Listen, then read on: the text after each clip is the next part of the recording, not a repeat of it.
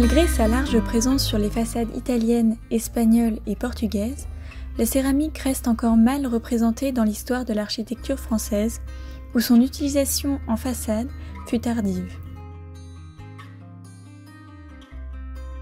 Dans le nord de la France, une petite briqueterie familiale va particulièrement acquérir entre 1950 et 1975 une renommée internationale.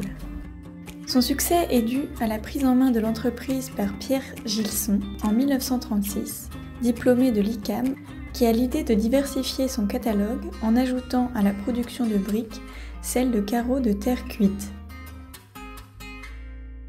Fort de son expérience et de ses voyages aux États-Unis et au Maroc, Pierre Gilson va impulser de nombreuses innovations industrielles, dont, en 1950, la céramique 3D. Cette gamme de carreaux céramiques décoratifs apporte une nouveauté en perdant sa planéité pour prendre des allures de sculpture.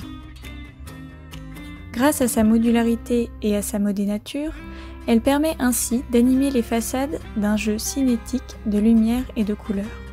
Sa fabrication est artisanale. Elle est formée à partir de terre de sienne transformée en pâte liquide, puis coulée dans des moules en plâtre. D'abord séchés à l'air libre, les moules sont ensuite enfournés avant d'être démoulés à la main. Le savoir-faire de la manufacture Gilson se répand en France grâce à l'Esmeralda, une péniche faisant office de centre d'exposition des produits.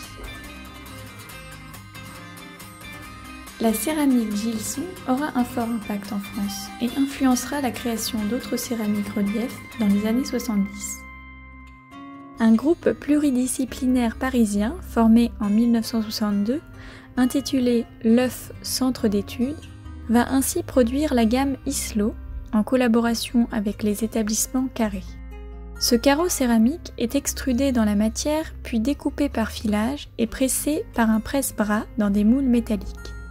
L'OCE crée alors de nombreuses mosaïques murales qui contribueront au développement du projet de loi 1% artistique. La filière de la céramique s'arrête totalement en 1986 suite aux conséquences des chocs pétroliers. Si ce matériau n'est donc plus utilisé de nos jours en façade, il perdure toujours dans nos villes. Toutefois, les considérations écologiques actuelles menacent de faire disparaître ces céramiques. La question se pose alors de la conservation de ce patrimoine industriel qui fut pensé pour rendre les façades mouvantes par le relief, la couleur et la lumière.